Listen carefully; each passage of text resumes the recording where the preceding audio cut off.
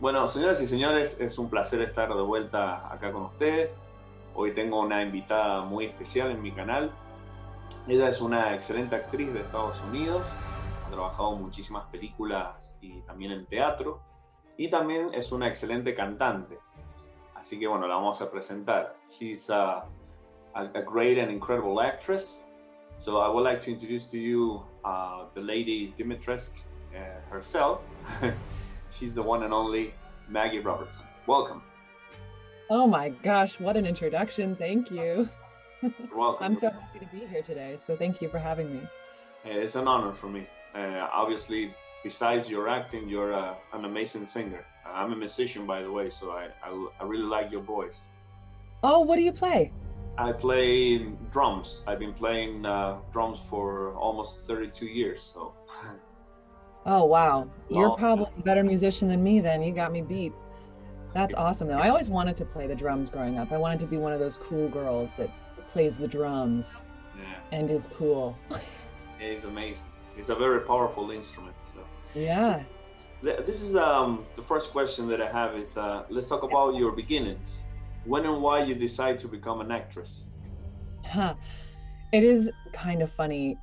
I did, similar to how I fell into this job with Resident Evil, I fell into acting itself as well. So in high school, I had a friend who wanted to audition for the school play, didn't want to do it alone.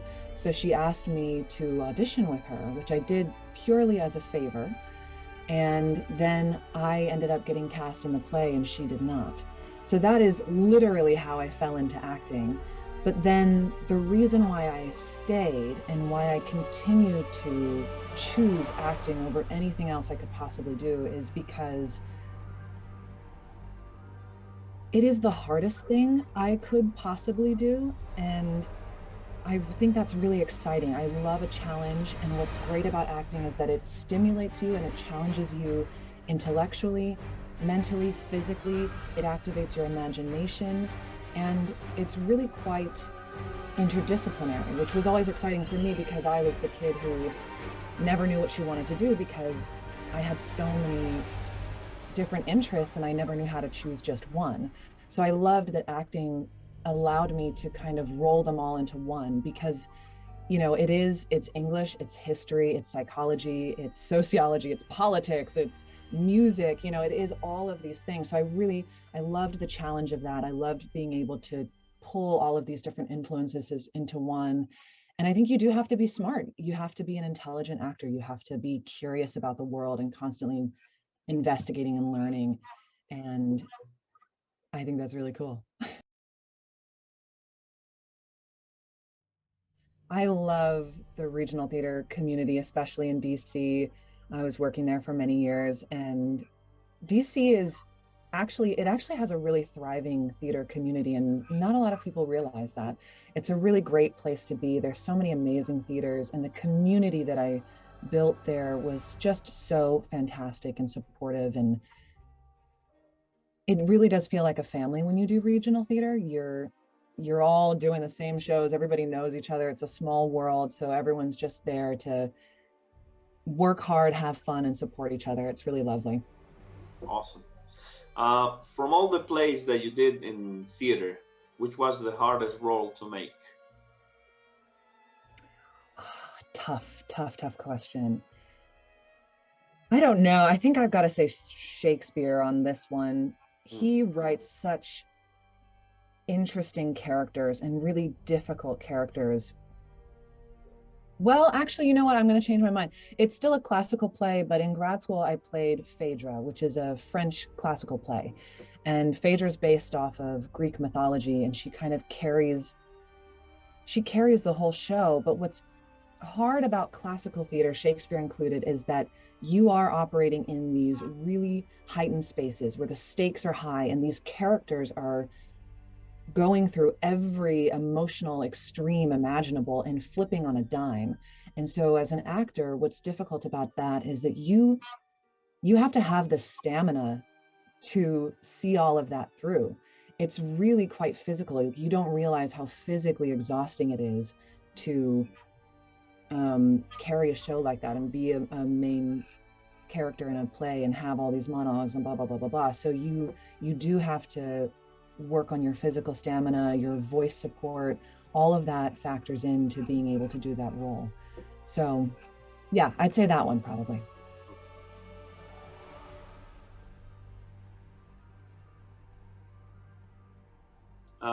Let's talk about your music career. For how long you have been singing, and which are your main influences on singing? Yeah, that's so funny. I actually was a singer first, and then I fell into acting. So I started off training classically, and then I moved on to jazz and pop and musical theater. In college, I was the musical director of my a cappella group, so that was pretty cool. I was arranging music and working with the group on dynamics and stuff like that.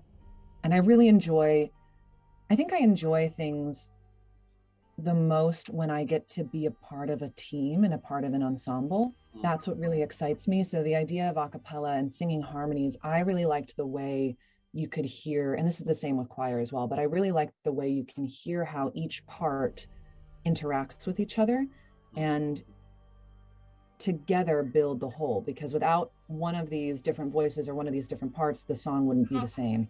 And that's the same with instruments as well. Take one away and then the song is completely different. So I like that big picture and thinking about dynamics and thinking about how things are relating to each other musically. So that was all very exciting.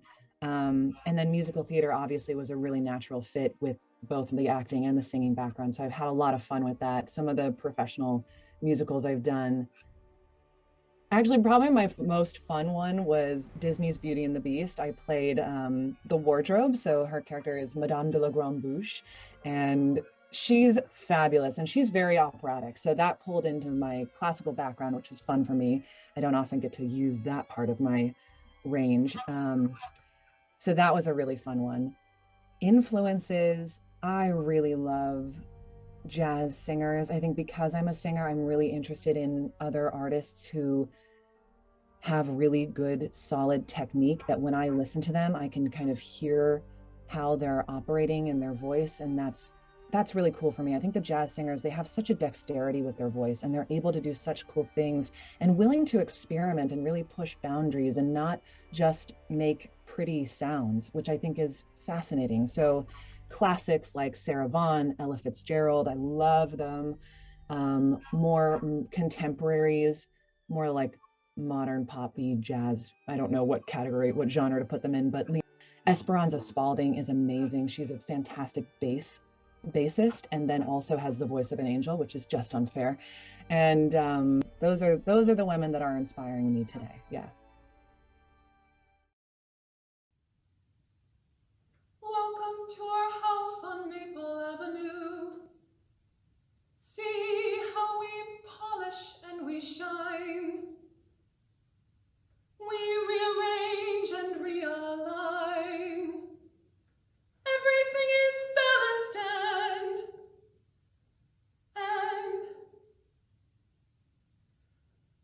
days and days.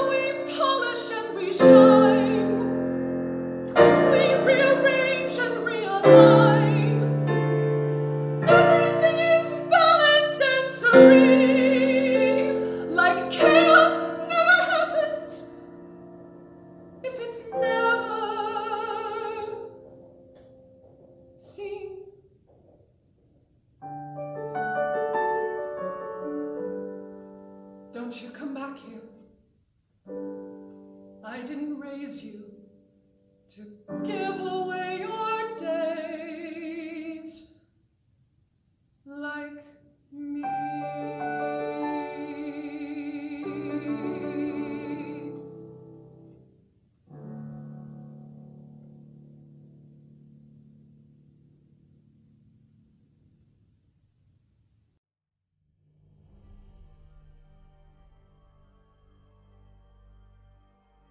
How did you get your casting role for the video game Resident Evil Village? You know, I fell into it. I really lucked out in finding this audition. It very much feels like that phrase, when luck happens when preparedness meets opportunity. And the fact that I even found this audition in the first place, I feel very lucky to have found it. The fact that I booked the job is a product of my hard work and my training and all that jazz, but it feels like it so easily could have gone a different direction if I just hadn't happened to check the breakdowns that day. I had just moved to Los Angeles in 2019 after graduating from my classical acting program at LAMDA.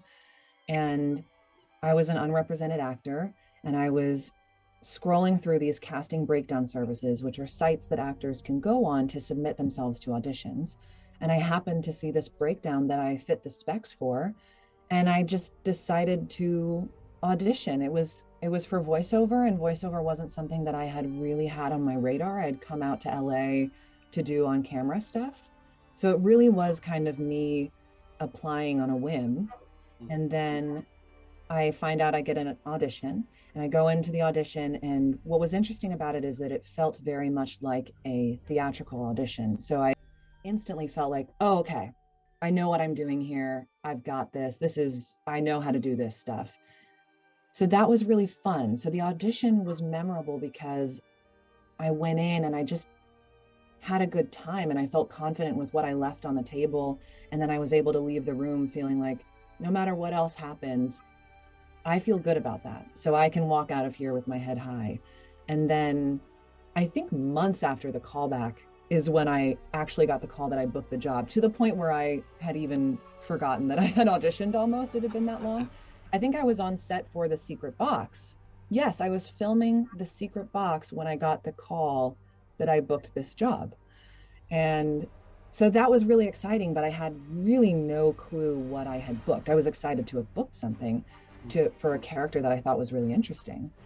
But it wasn't until I got to the table read that I started to clue into the fact that this might actually be a much bigger deal than I initially thought it was. And then after the table read, I hadn't even received my paperwork before that point. And so then after the table read, I went home and I just kind of furiously researched and tried to figure out through context clues what freaking game I was in, because I had no clue. And then I figured it out. And once I figured out that it was Resident Evil, I'm not a gamer myself, but the franchise is so cool. It's so big that even I had heard of it. Yeah. So that was definitely a moment where I had to take a moment to process that, because it was pretty massive. Yeah. But even then, it's been so much bigger than anything I could have possibly imagined. But yeah. That's how I found Resident Evil.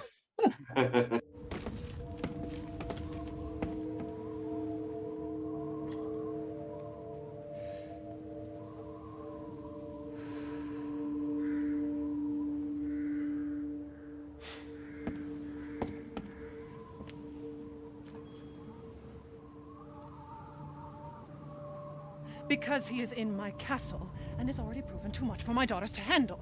When I find him, I won't let you down.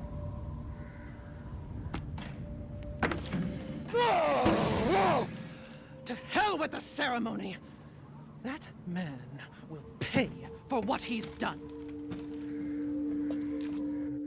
Furthermore, I can assure you that you can trust the mortal Dimitrescu. My daughters are delivered the finest cups of his slaughtered blood. Shut the fuck up! You mean you'll screw around with him in private? And where's the fun in that? Give him to me. Let's see what you're really made of. Ethan Winters. Let's see what you're really made of. Ethan Winters. Get ready. No, wait!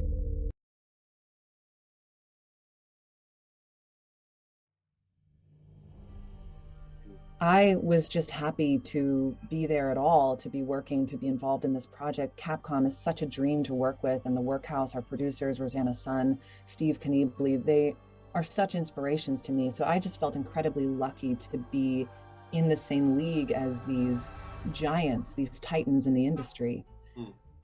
So now, once the game is released and all of a sudden Lady Dimitrescu is getting so much attention, it's really quite humbling and it's quite special. I think what's unique about this game, especially compared to my background in regional theater, which is a very small market, so your reach is very contained. But this game is global. I mean, I'm talking to you today. Yeah. The reach is global, the community is global, and the effect that I as an actor and as a person can have is so much broader. And it's very inspiring and moving to receive messages from people all over the world telling me how much they loved the performance and the character, how much the character means to them, how she in this game helped them through a really tough time in their lives. Those messages are so inspiring to me and so humbling. I don't think I will ever take that for granted. So yeah, it's changed my life in every way.